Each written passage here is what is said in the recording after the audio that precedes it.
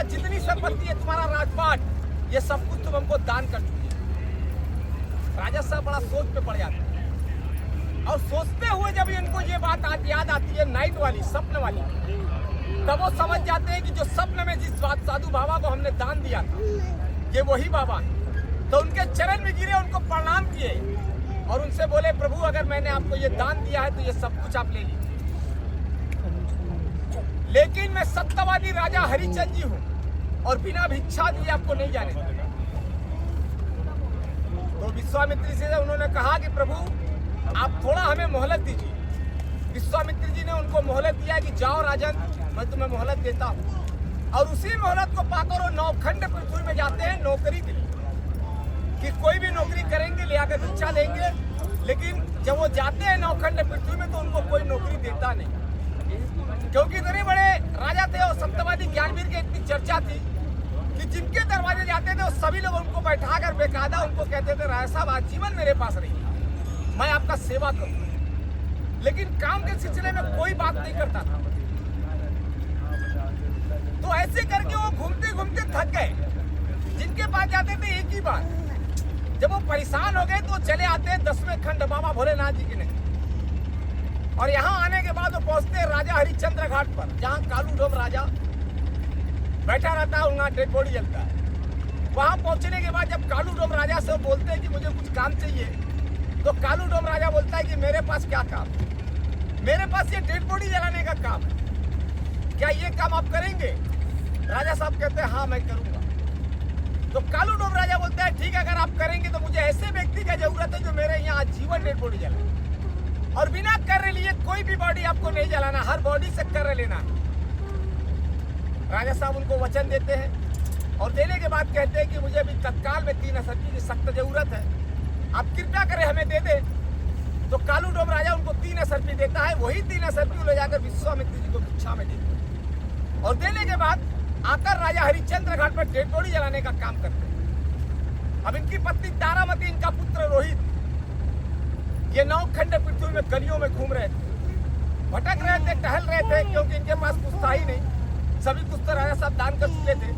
और ये घूमते टहलते चले जाते हैं जंगल की तरफ, और जंगल की तरफ जब जाते हैं तो विश्वामित्र जी इतने में नहीं मानते थे, उनको सर्प का रूप धारण करके उनके बेटे को जाके डस लेते हैं। उनका बेटा गुजर जाता है, मृत होकर गिर जाता है। रानी तारामती जब अपने पुत्र को मृत पाती है तो वहीं बैठ के वो रोने लगती है और रोते भी लगते, इतना सोचने लगती कि हे प्रभु ये क्या हो गया, अभी तक तो मैं पुत्र को लेकर परेशान थी कि मैं कहाँ जाऊंगी, क्या करूंगी, लेकिन अब पुत्र गुजर गया तो इनके अंतिम संस्कार के लिए वो इतने परेशान हुई और फुट फुट के रोती रही और सोचती रही कि अब मैं आगे क्या करूंगी। तो अपने साड़ी में अपने पुत्र को लपेट कर अपने कंधे पर रखकर वो नौखंड पृथ्वी में चली जाती है उनके अंतिम संस्कार के लिए। लेकिन घूमते घूमते वो भी थक जाती है, उनको कोई ऐसा जगह नहीं मिलता जहाँ अपने बेटे का अंतिम संस्कार कर ले। तो अपने पुत्र को लेकर वो भी आ जाती है 10वें खंड बाबा भोलेनाथ जी की नगरी, और यहाँ आने के बाद पहुंचती है राजा हरिश्चंद्र घाट पर और बॉडी को रख कर बेटे को, और जाकर कहती है कि मेरा पुत्र गुजर गया, इनका अंतिम संस्कार कर दी। और राजा साहब जब पलट के देखते हैं तो देखते ही पहचान जाते हैं तो मेरा बेटा मेरी पत्नी। लेकिन रानी साहब नहीं पहचान पाती क्योंकि उनका वेशभूषा चेंज हो चुका था, क्योंकि डेड बॉडी जलाने का काम करते हैं। तो रानी जब उनको बोली कि हमारा पुत्र गुजर गया, इनका अंतिम संस्कार कर दीजिए, तो राजा साहब कहते हैं कि हे देवी, यहाँ पे कर्रे लगता है और बिना कर्रे दिए बॉडी यहाँ नहीं जलाया जाता है। तो रानी साहब उनके चरण में गिर जाती और गिरने के बाद जब उनसे कहती कि मेरे पास कुछ नहीं है, मुझ पर दया कीजिए और मेरे बेटे का अंतिम संस्कार करिए। राजा साहब कहते हैं नहीं देवी, तुम्हारे पास है देने के लिए, चाहो तो तुम दे सकती, तुम्हारे पास मंगलसूत्र है जो तुम दे सकती हो और मंगलसूत्र देने के बाद तुम्हारे बेटे का अंतिम संस्कार यहाँ हो जाएगा। अब रानी साहब मंगलसूत्र का नाम लेते ही बड़ा सोच में पड़ जाती, क्योंकि उनका मंगलसूत्र कोई देखा ही नहीं था। अगर कोई देखा था वो राजा हरिश्चंद्र जी, जो पहनाए थे वही देखे। तो रानी साहब बड़ा सोचते हुए समझते हुए वो समझ जाती है कि कोई नहीं, मेरे स्वामी राजा हरिश्चंद्र जी है। उनके चरण में गिर जाती है और गिरने के बाद कहती कि हे स्वामी, मैं आपकी पत्नी तारामती, ये आपका पुत्र रोहित है। वो कहते हैं मेरा कोई पत्नी नहीं, मेरा कोई पुत्र नहीं, और इस समय मैं अपने मालिक का कार्य कर रहा हूँ और बिना कर्रे लिए न बॉडी जलाने का मैंने उनको वचन दिया हुआ। तो हे देवी, आपको कर्रे देना होगा, चाहे आप जहाँ से दे, चाहे जैसे दे। और बिना कर्रे दिए मैं बॉडी यहाँ नहीं जलाऊंगा। रानी तारावती वहीं बैठ के रोने लगती है और रोते भी लगती है, इतने गुस्से में आती है कि अपने साड़ी का आंचल फाड़ती है। कहा जाता है माँ शब्द हमारे इंडिया में माँ शब्द ही बहुत बड़ा है और माँ के साड़ी का आंचल बेटा हो या बेटी उनके ममता का बहुत खास जगह माना जाता है। और जब साड़ी का आंचल फाड़ कर वो पेश करती है और कहती है जो कुछ है मेरे पास यही है, आप इसे ले लीजिए और मेरे बेटे का अंतिम संस्कार करिए।